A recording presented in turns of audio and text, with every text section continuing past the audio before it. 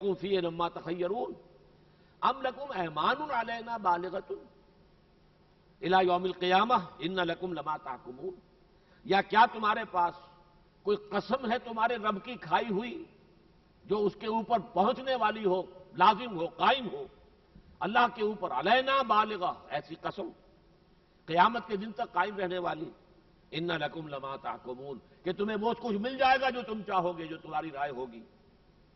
سلہم ایہم بذالک زعیم، اے نبی، اے محمد، ان سے پوچھئے کون ہے ان میں سے جو اس بات کو کا زعم رکھتا ہو کہ جو ہم سمجھتے ہیں ہمیں مل جائے گا اللہ کے ہاں؟ کون ہے؟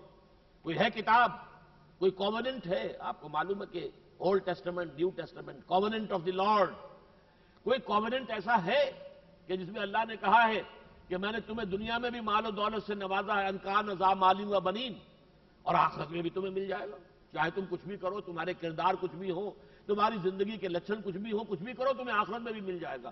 ہے کوئی اس کا دعوے دار؟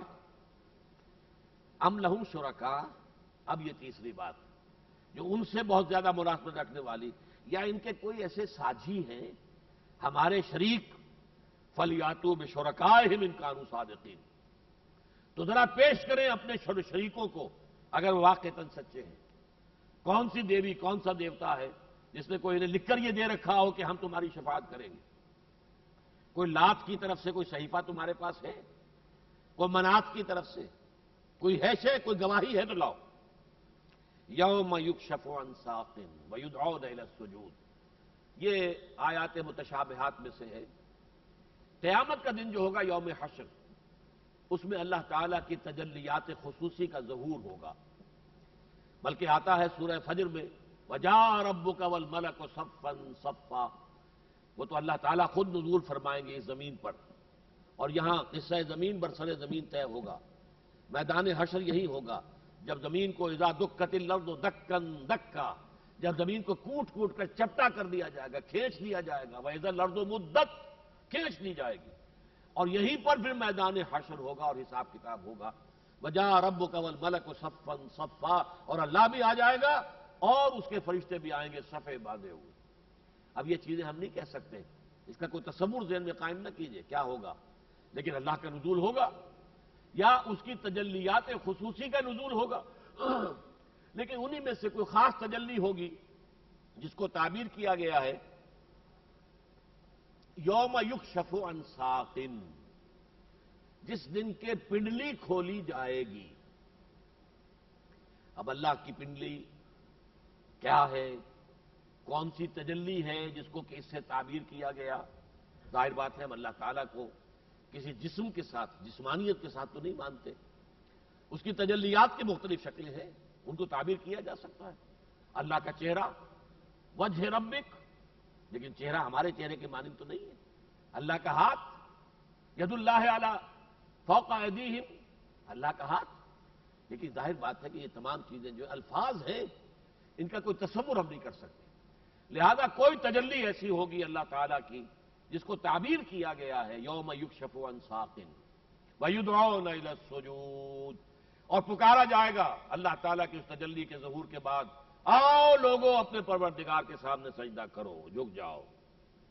تو جو واقعی جھکنے والے تھے، جو دنیا میں جھکتے رہے تھے، جو دنیا میں سجدہ کرتے رہے تھے، وہ سجدے میں گر پڑیں گے، لیکن وہ اکڑ خورے جو دنیا میں جن کی گردنیں اکڑی رہی، جو اللہ کے سامنے نہیں جھکے، وہ اس وقت جھکنا چاہیں گے لیکن نہیں جھک سکیں گے، ان کی کمریں تختہ ہو جائیں گی، جھکنے کی صلاحیت، سجدہ کرنے کی صلاحیت ان سے سلب کر لی جائے گی۔ یوم یکشف عن ساق ویدعون الی السجود فلا یستطیعون، جس دن کے پنڈلی کھولی جائے گی اور انہیں دعوت دی جائے گی آؤ کرو سجدہ اپنے پروردگار کو، تو وہ اس کی استطاعت نہیں رکھیں گے، وہ ان کی کمر جو ہے تختہ بنا دی جائے گی، وہ نہیں مڑ پائیں گے، وہ نہیں سجدہ کر سکیں گے۔ خاشعۃ ابصارہم، ان کی نگاہیں خجالت، شرمندگی اس کی وجہ سے زمین میں گڑ کر رہ جائیں گی۔ ترہقہم ذلہ، ان کے چہروں کے اوپر ذلت، رسوائی، بے عزتی، اہانت جو ہے اس کی چھاپ لگ جائے گی۔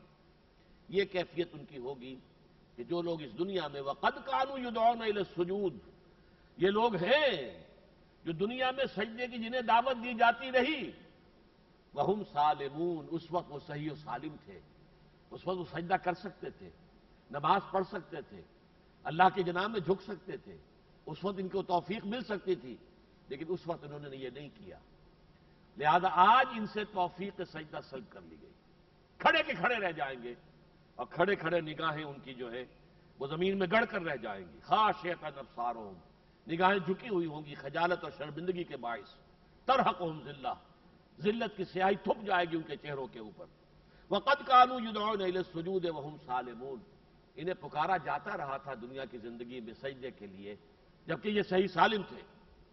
اب وہ آخری حصہ آ رہا ہے کہ اے نبی چھوڑیے مجھے اور جو مکذب ہیں، جھٹلانے والے ہیں، یہ آپ کو ان تینوں میں ملے گا، ذرنی ومن یکذب بہذا الحدیث سنستدرجہم من حیث لا یعلمون واملی لہم ان کیدی متین۔ تو اے نبی ذرا چھوڑ دیجئے مجھے اور ان لوگوں کو جو اس بات کو جھٹلا رہے ہیں، جو کہہ رہے ہیں نہیں یہ قرآن کو اللہ کا کلام نہیں ہے، یہ تو تمہارا اپنا جو ہے موضوع کردہ کلام ہے، تم نے خود جوڑ لیا ہے، یا یہ کہ تمہیں کہیں سے ڈکٹیشن ملتی ہے، کوئی تمہارے پاس کوئی غلام ہے، عجمی غلام، کوئی یہودی یا کوئی نصارہ میں سے کہ جو پچھلی کتابوں کا جاننے والا ہے، وہ ڈکٹیٹ کرتا ہے تمہیں، اور تم آ کر ہمارے اوپر جو ہے وہ روب جماتے ہو کہ یہ اللہ کا کلام ہے۔ ذرنی ومن یکذب بہذا الحدیث، چھوڑ دیجئے مجھے، اے نبی آپ ان کی طرف سے اپنی توجہ ہٹا لیں، ان کی بکواس کی طرف توجہ نہ کیجئے، وہ آپ کو مجنون کہہ رہے ہیں، وہ شاعر کہہ رہے ہیں، وہ ساحر کہہ رہے ہیں، آپ پرواہ نہ کیجئے، فذرنی، ان سے نبٹنے کے لیے میں کافی ہوں، میں نبٹ لوں گا اس سے، آپ تو اپنے کام سے کام رکھیے، آپ کا کام ہے دعوت، تبلیغ، تلقین، نصیحت، دعوت دینا انہیں، وہ آپ لگے رہیے، فذرنی، باقی ان سے نبٹنے کو میں کافی ہوں، فذرنی ومن یکذب بہذا الحدیث، چھوڑ دیجئے مجھے اور ان کو جو اس حدیث، یہ حدیث اللہ ہے قرآن مجید، جو اس کو جھٹلا رہے ہیں، یہ اللہ کا کلام نہیں ہے، یہ تمہارا اپنا کلام ہے یا کسی اور انسان سے تم نے سیکھا ہے، سنستدرجہم من حیث لا یعلمون واملی لہم ان کیدی متین، یہ بڑی اہم آیات ہے۔ استدراج کہتے ہیں درجہ بدرجہ کسی کو لے آنا، ایک تو ہے اچانک کسی کے اوپر پاؤنس کرنا، ایک ہے ذرا آہستہ آہستہ تدریجن کسی کو دام کے اندر لے آنا، جال کے اندر پھنسا لینا، استدراج اسے کہتے ہیں۔ دنیا میں اللہ تعالیٰ کافروں کو جو چھوٹ دیتا ہے، مہلت دیتا ہے، وہ اللہ کے رسولوں کو ستا رہے ہیں، اللہ پر ایمان لانے والوں کو مار رہے ہیں، پرسیکیوٹ کر رہے ہیں، شہید کر رہے ہیں، لیکن اللہ تعالیٰ انہیں چھوٹ دیے جا رہا ہے۔ ابو جہل کا ہاتھ شل نہیں ہوا، امیہ ابن خلف جب مار رہا تھا حضرت بلال کو، اس کا ہاتھ شل نہیں ہوا، اللہ تعالیٰ شل کر سکتا تھا، نہیں ہوا، اللہ نے چھوٹ دے رکھی ہے، بلکہ ان کو دولت دے رکھی ہے، وجاہت نہیں ہوئی ہے، سرداری ہے ان کی قائم ہے، چل رہی ہے، لیکن ہم رفتہ رفتہ انہیں لا رہے، یہ ہمارے دام میں پھنستے جا رہے ہیں، ان کا خبث باطن اور ظاہر ہو رہا ہے، ان کے اندر کس قدر خباثت بھری ہوئی ہے وہ دن بدن ظاہر سے ظاہر تر ہو رہی ہے، تاکہ پھر بھرپور ترین سزا کے یہ مستحق ہو جائیں، اسے کہتے ہیں استدراج۔ مجھے یاد آ گیا ہے تو میں عرض کر دوں، آپ کو معلوم ہے کہ مولانا مدنی رحمۃ اللہ علیہ قیام پاکستان کے شدید مخالف تھے، جمعیت علماء ہند شدید مخالف تھی، ان کا اپنا ایک نقطہ نظر تھا، مجھے اس سے اختلاف ہے، آج بھی ہے، لیکن میں انہیں مخلص سمجھتا ہوں، ان کی ایک رائے تھی، اور اب تک تو ہم نے ان کی رائے کو صحیح ثابت کیا ہے۔ اسلام کا تو ڈھکوسلا ہے، نام کا نام دیا جا رہا ہے، اسلام وغیرہ بات نہیں آئے گا، پاکستان میں اسلام ختم ہو جائے گا اور بھارت میں مسلمان ختم ہو جائے گا، یہ کہنے والے کہتے تھے، خیر اللہ نہ کرے کہ ایسا ہو۔ بہرحال انہوں نے جب 1 سال پہلے پاکستان کے قیام کی خوشخبری دے دی، خوشخبری یا بدخبری، اس لیے کہ وہ تو پاکستان کے مخالف تھے، لہذا ان کے اعتبار سے تو بدخبری تھی کہ 27ویں شب جو تھی رمضان، جو سلہٹ میں گزار رہے تھے، عموماً مولانا مدنی رحمۃ اللہ علیہ رمضان مبارک سلہٹ میں گزارتے تھے، وہاں ان کے معتقدین کا ایک بڑا حلقہ تھا، وہاں جاتے تھے، ویسے بھی موسم وہاں کا بہت اچھا، اونچائی پر ہے، پہاڑی جگہ ہے، تو وہاں رمضان میں انہوں نے کہہ دیا کہ ملأ اعلیٰ میں پاکستان کے قیام کا فیصلہ ہو چکا ہے۔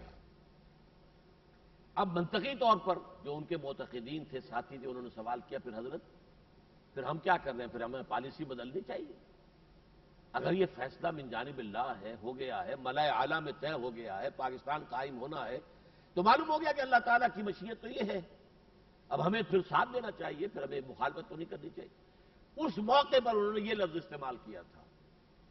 ہم نہیں کہہ سکتے شاید یہ استدراج ہو، یہ غلط رائے کے حامل لوگوں کو اللہ تعالیٰ مہلت دے رہا ہو تاکہ ان کی غلطی پوری طرح واضح ہو جائے. یہ لفظ تھا جس میں کہ انہوں نے پھر توجیہ کی تھی کہ یہ ہم نہیں کہہ سکتے. تکوینی معاملات جو ہوتے ہیں، اللہ تعالیٰ کسی چیز کا جو فیصلہ کرتا ہے کائناتی سطح پر، ماورائی سطح پر، تو اس کے اندر جو ہے کئی امکانات ہوتے ہیں. تو یہ تکوینی فیصلہ ہے، ہم تکوینی فیصلوں کے پابند نہیں ہیں. ہو سکتا ہے یہ استدراج ہو جو اس قوم کو جو غلط راستے پر چل نکلی ہے بھرپور سزا دینے کے لیے یہ در حقیقت پاکستان قائم کیا جا رہا ہو. بہرحال میں ان کی بات کی تائید کرتے ہوئے نہیں کہہ رہا، میں نے یہ لفظ استدراج کے حوالے سے کہ مولانا مدنی رحمۃ اللہ علیہ نے اس وقت یہ لفظ استعمال کیا تھا کہ شاید کہ یہ استدراج ہو. اور اگر خدا نہ خواستہ یعنی یہ بات میں نے پہلے بھی کہی ہے، اگر یہاں اسلام نہیں آتا تو بربادی ہمارا مقدر ہے، بدترین بربادی ہمارا مقدر ہے. اس صورت میں مولانا مدنی کا کہنا صحیح ہو جائے گا. یہ استدراج تھا، پاکستان بنا دیا گیا. ایک مراج تھا، ایک یوں سمجھیے ریگستان کے اندر جو ہے وہ پانی نظر آ رہا تھا، پانی تھا ہی نہیں. نعرہ اسلام کا لگ رہا تھا جبکہ نیت تھی ہی نہیں، صرف ڈکوسلا، صرف نعرہ، خالی خولی. لیکن ابھی ہمیں امید ہے، اللہ کرے کہ مولانا مدنی کی رائے غلط ثابت ہو اور یہاں اسلام آ جائے. جب تک سانس تب تک آس، جب تک کہ وہ تباہی آخری نہیں آتی ہمیں اس کی امید رکھتے ہوئے محنت کرنی چاہیے. لیکن دیندار لوگ بھی محنت نہ کریں، ان کا بھی اپنا دھندا، اپنی دکان، اپنا کاروبار، اپنی فرم، اپنا پروفیشن، اپنا میڈیکل کلینک، اپنا یہ بس اللہ خیر صلی اللہ. اپنے بچے، اپنی آل اولاد، اپنی کوٹھی، اپنا ڈرائنگ روم، اس کی سجاوٹ، اپنی کار اور اس کا ماڈل، یہی ساری سوچ کا محور ہو، مرکز ہو، تو پھر تو وہ انہونی ہو کر رہے گی، اس کو کوئی روکنے والا نہیں. بہرحال میں نے یہ استدراج کے لفظ کی وضاحت کے لیے یہ ذرا تھوڑا سا ہٹ کر بات ہو گئی. سنستدرجہم من حیث لا یعلمون، انہیں پتہ بھی نہیں ہوگا جو ہم انہیں پکڑ رہے ہیں. اس کی میں مثال دیا کرتا ہوں، جیسے کہ مچھلی جو ہے جب کانٹا نگل جائے تو اب آپ ڈور ڈھیلی چھوڑتے ہیں، جائے کہاں تک جائے گی؟ اور جائے گی کہاں؟ اب تو کانٹا تو پھنسا ہوا ہے الگ کے اندر، لہذا فوراً نہیں کھینچتے آپ، بلکہ کوئی ڈھیل دے کر پھر کھینچتے ہیں. تو اللہ تعالیٰ بھی ڈھیل دیتا ہے کافروں کو، وہ بظاہر سمجھتے ہیں ہم کامیاب ہو رہے ہیں. جو سورہ کہف کے بھی آخر میں آیا ہے، وَهُمْ يَحْسَبُونَ أَنَّهُمْ يُحْسِنُونَ صُنْعًا، وہ سمجھتے ہیں کہ ہم کامیاب ہو رہے ہیں. دیکھو ہمارا 1 میل ہوتا تھا، آج 3 ہو گئے. ہمارے صرف ایک چھوٹے سے مکان میں ہم رہا کرتے تھے فلاں جگہ، آج دیکھو ہماری کوٹھی جو ہے ڈیفنس کے اندر کیسی ہے، کتنی شاندار ہے. تو ہم تو کامیاب ہو رہے ہیں. یہ کامیابی نہیں ہے. آخرت کے اعتبار سے یہ انتہائی بدترین انجام کی طرف رفتہ رفتہ تمہارے حلق میں کانٹا آیا ہوا ہے، اور صرف یہ کہ ڈھیل دی جا رہی ہے، تمہاری رسی جو ہے ڈھیلی کی جا رہی ہے، لیکن ایک دم کھینچ لی جائے گی. وَأُمْلِي لَهُمْ، اور میں ان کی رسی دراز کروں گا. املا کے معنی بھی مہلت دینا، املا. وَأُمْلِي لَهُمْ، اور ڈھیل دوں گا ان کو. ان قیدی متین، میری چال بہت مضبوط ہے، میری پکڑ سے نکل کر کہیں نہیں جا سکتے. جلدی تو اسے ہو جسے اندیشہ ہو کہ شکار ہاتھ سے نکل جائے گا، ہمارے ہاتھ سے شکار نکل سکتا ہی نہیں. تو ہمیں جلدی کی ضرورت کیا ہے؟ ہم ڈھیل دیتے ہیں، دنیا میں کامیابیاں عطا کرتے ہیں تاکہ یہ اور جو ہے اپنی سرکشی میں، اپنی ناشکری میں، اپنی غلط روی میں اور آگے سے آگے بڑھتے چلے جائیں. سنستدرجہم من حیث لا یعلمون واملی لہم ان کیدی متین ام تسألہم اجرا فہم من مغرم مثقلون. اب دیکھیے کس طرح یہ تحویل خطاب جو میں نے کئی مرتبہ بتایا قرآن مجید میں ابھی یہ خطاب ہو رہا ہے حضور سے، پھر کفار کی طرف رخ مڑ گیا، ان سے خطاب شروع ہو گیا، مشرکین سے ہو گیا، اس کے بعد پھر مخالفین اور معاندین سے، اب حضور سے سوال ہو رہا ہے. ام عندہم الغیب فہم یکتبون ام تسألہم اجرا فہم من مغرم مثقلون. اے نبی، آپ نے ان سے کوئی معاوضہ طلب کیا ہے اپنی دعوت اور تبلیغ کا، جس کے بوجھ تلے یہ دبے جا رہے ہوں؟ مثقلون، اتنا بھاری تاوان آپ نے ڈال دیا.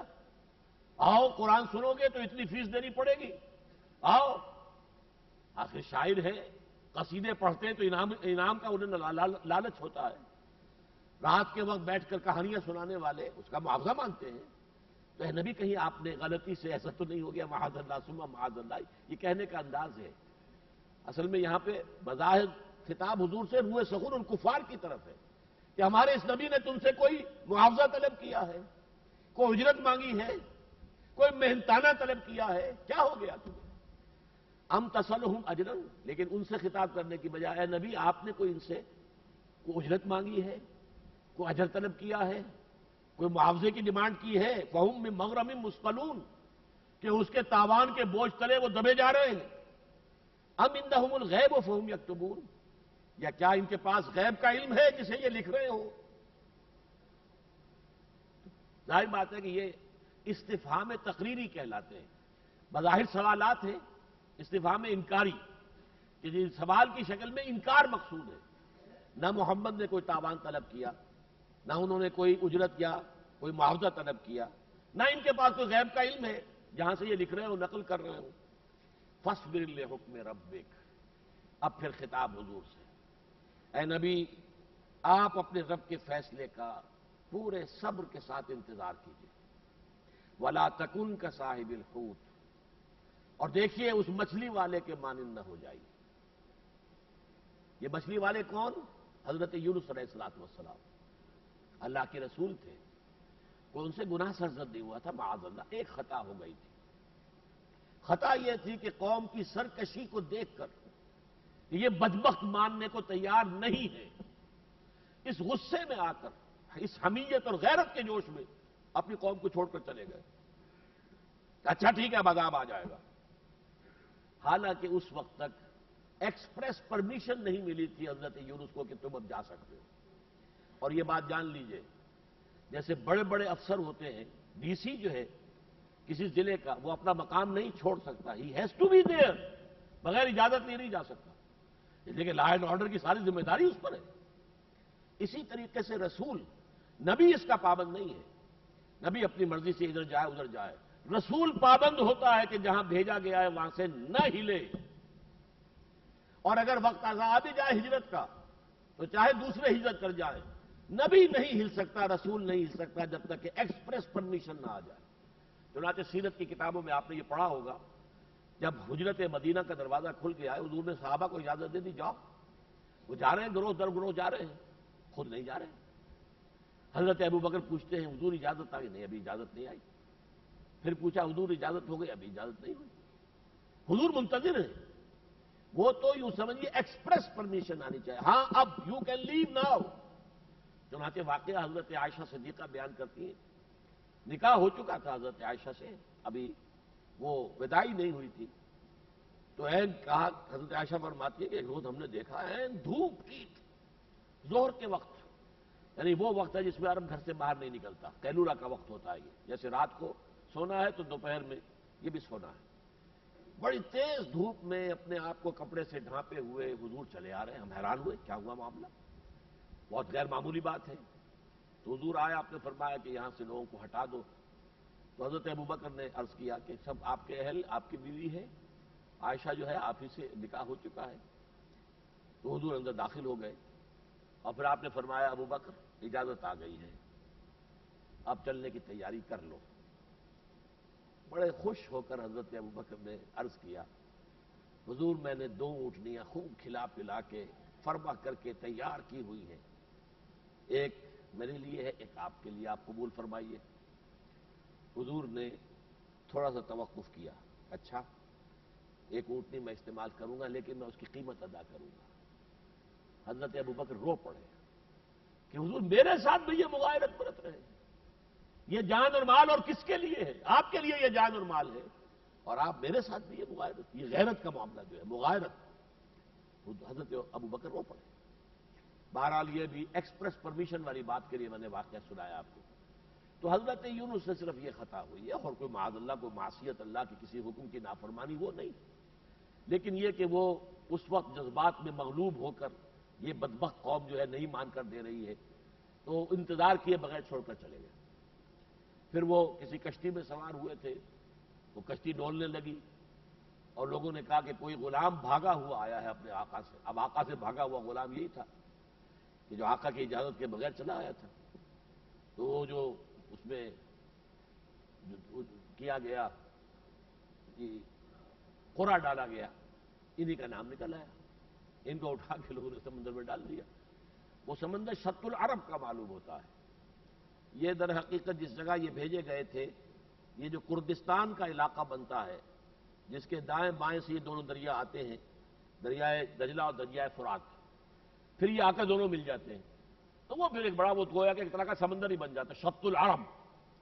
تو وہاں کسی کشتی کے اندر سے پھر ان کو ڈالا گیا ہے, اور وہیں کسی وھیل مچھلی نے انہیں نگل لیا, اور وہ وھیل مچھلی جو ہے اس کے پیٹ میں یہ رہے ہیں. اور وہاں پھر انہوں نے اللہ سے جو ہے وہ مناجات کی, لا الہ الا انت سبحانک انی کنت من الظالمین فاستجبنا لہ ونجیناہ من الغم. تو ہم نے اس کی دعا کو قبول فرمایا اور اسے غم سے نجات دے دی. اس مچھلی نے اگل دیا آ کر ساحل پر. اور یہ آپ میں سے بہت سے حضرات کے علم میں ہوگا, ایک اب مجھے نام اس وقت ذہن سے اتر رہا ہے, ہمارے لاہور میں ہوتے تھے, پھر کراچی آ گئے تھے, یہیں فوت ہوئے ہیں, انسپیکٹر آف سکولز تھے وہ. اور وہ کہتے ہیں کہ یہ مکران کے علاقے میں ساحل پر ایک اس طرح کی بیل اگتی ہے جسے وہ اگین کہتے ہیں, اگین. اس بیل کے اندر جیسے کدو ہوتا ہے, ہمارے ہاں گھیا کدو, اس طرح کا پھل لگتا ہے لیکن نہایت شیریں, بہت میٹھا. اور اس بیل کے پتے بڑے بڑے ہوتے ہیں, اور ان کے اندر کوئی ایسی تاثیر ہے, انسیکٹیسائڈ کوئی ایسا ہے, ریپیلنٹ ہے, انسیکٹ کو ریپیل کرنے والا, کہ کوئی حشرات اس کے قریب نہیں آتے. تو معلوم ہوتا ہے قرآن مجید میں آیا ہے فَأَنبَتْنَا عَلَيْهِ شَجَرَةً مِّن یقطین, یقطین جسے کہا گیا ہے وہ اب یہاں اگین بن گیا ہے. تو یہی ہمارا جو ساحل ہے, خلیج فارس یا خلیج عرب جس جو بھی اس کو کہے, اس میں جو مکران کا ساحل آتا ہے جہاں سے یہ گوادر کی بندرگاہ اور ہائی وے بنانے کا پروگرام ہے, یہاں کہیں ساحل پر حضرت یونس علیہ السلام کو وھیل نے جو ہے اگل دیا ہے. یہاں اللہ نے ان کے اوپر اس بیل کو اگا دیا. اس بیل کے اندر جو وہ پھل لگتا تھا میٹھا انتہائی, وہ تو انہوں نے کھایا, وہ ان کے لیے غذا بن گئی. اور اس کے پتوں میں جو وہ ریپیلنگ کی کا ایک تاثیر ہے, اب بھی ہے, وہ گویا کہ ان کو زخموں کے اوپر جو ہے کوئی اس پہ انفیکشن نہیں ہونے پائی, اور اس سے اللہ تعالیٰ نے ان کو شفا دے دی. واللہ اعلم. بہرحال یہ ان کی مثال دی گئی ہے. اے نبی, آپ اس مخالفت سے تنگ دل ہو کر, پریشان ہو کر, کہیں اپنے مشن کو خیر باد نہ کہہ دے, کہیں اپنی قوم کو قبل از وقت چھوڑ کر نہ چلے جائیں. آپ کو کام کرتے رہنا ہے, کرتے رہنا ہے, کرتے رہنا ہے. ہمارا بندہ نوح 950 برس تک دعوت دیتا رہا. ہٹ نہیں سکتے, کام کرنا ہے, کوئی مانے نہ مانے, آپ اپنا فرض ادا کریں. یہی بات تنظیم اسلامی کے رفقا کو سمجھ لینی چاہیے. ذرا سا بھی بددل ہونے کا معاملہ نہیں ہے کہ ہمیں اتنے سال ہو گئے, کوئی ریسپانس نہیں مل رہا, کوئی کامیابی نہیں, کوئی پرواہ نہیں. 950 برس حضرت نوح کو ہوئے تھے.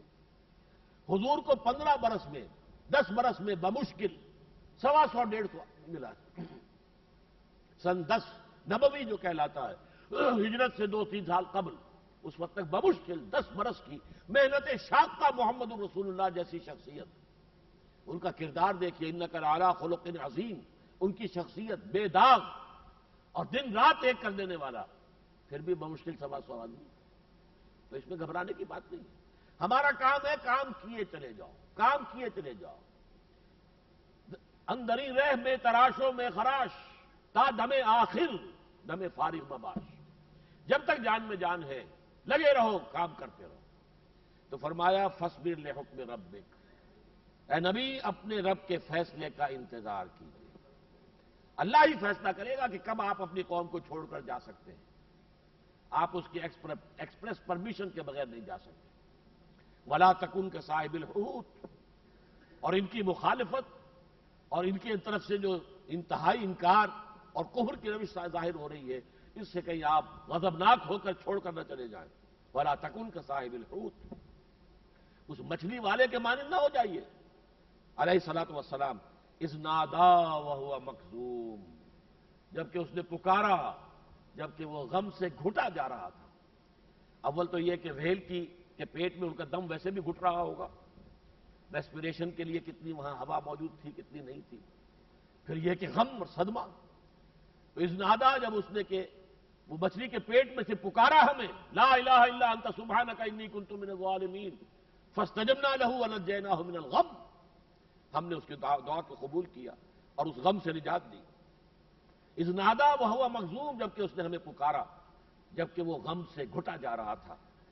لولا ان تدارکہ نعمت من ربہ لنبذ بالعراء وہو مذموم، اگر اس کے رب کی ایک نعمت نے اس کو تھام نہ لیا ہوتا، دستگیری نہ کی ہوتی، اگر نہ پا لیا ہوتا اسے اس کے رب کی نعمت احسان نے، تو ڈال ہی دیا گیا تھا ایک چٹیل میدان میں، اس حالت میں کہ وہ مذمت زدہ تھا، مذموم تھا۔ اللہ تعالیٰ کی طرف سے اسے سزا ملی تھی۔ فاجتباہ ربہ، لیکن اس کے رب نے اسے پھر اثر نو شرف قبول عطا فرمایا، پھر انہیں مجتبی بنا لیا۔ یہ لفظ وہی ہے، محمد مصطفیٰ احمد مجتبی صلی اللہ علیہ وسلم۔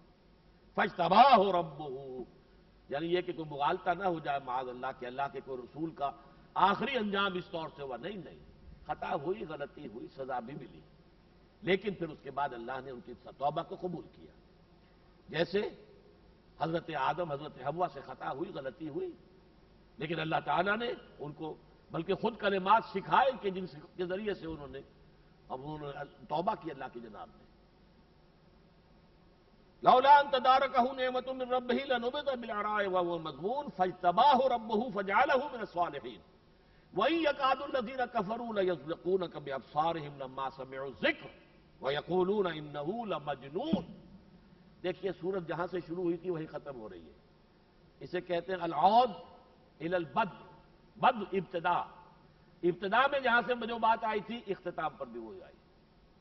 وہاں بھی کہا گیا تھا نون والقلم وما یسطرون ما انت بنعمت ربک بمجنون، یہاں فرمایا وَإِن يَكَادُ الَّذِينَ كَفَرُوا لَيُزْلِقُونَكَ بِأَبْصَارِهِمْ، اور تلے ہوئے ہیں یہ کافر لوگ کہ اے نبی آپ کو پھسلا دیں، آپ کے قدموں کو متزلزل کر دیں اپنی آنکھوں کے ذریعے سے، بِأَبْصَارِهِمْ، گھور گھور کر دیکھنا۔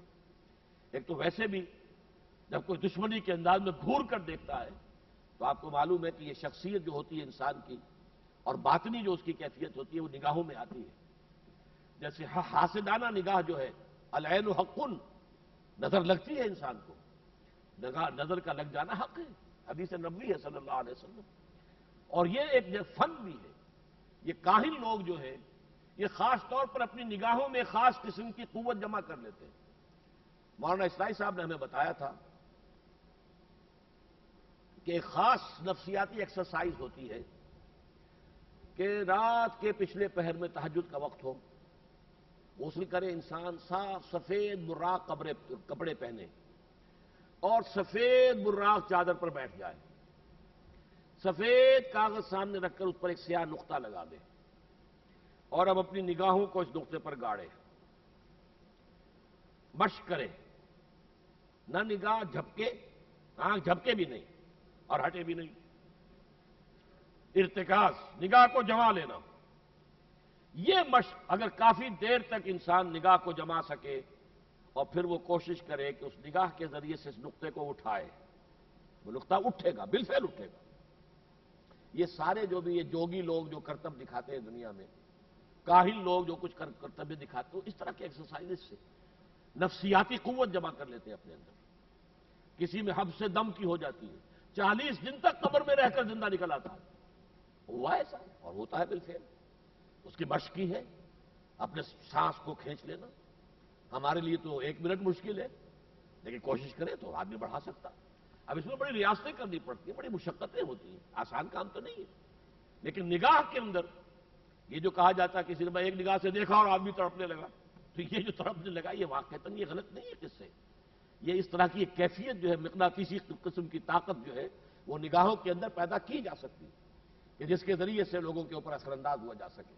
ان کی قوت ارادی کو جو ہے آپ فتح کر لیں، وہ پھر آپ کے تابع ہو جائے گا، آپ کی آنکھوں میں آنکھیں ڈال کر وہ دیکھ ہی نہیں سکے گا، وہ آپ جو کہیں گے وہ کرے گا۔ تو یہ حربہ بھی حضور پر آزمایا گیا۔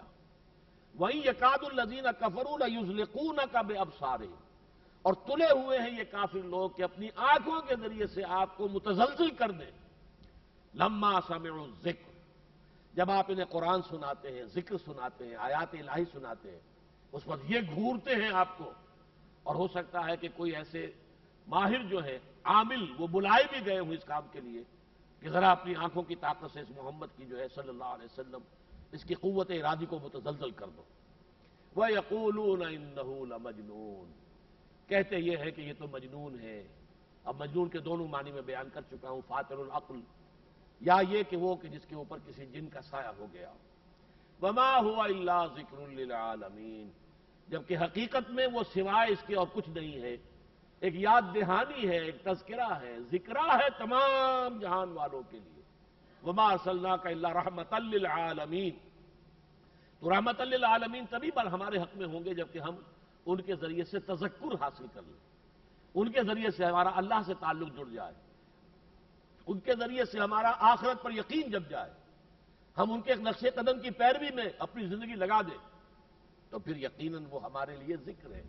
ان هو الا ذکر للعالمین، ہوا سے مراد میرے نزدیک تو محمد صلی اللہ علیہ وسلم کی اپنی ذات مبارک ہے۔ بعض لوگوں کے خیال میں اس سے مراد یہ آیات ہے، یہ قرآن ہے، یہ سورت ہے، دونوں کا امکان موجود ہے۔ میری ذاتی ترجیح جو ہے ذات محمدی، شخصیت محمدی علی صاحب الصلاۃ والسلام۔ بارک اللہ لی ولکم فی القرآن العظیم ونفعنی وإیاکم بالآیات والذکر الحکیم۔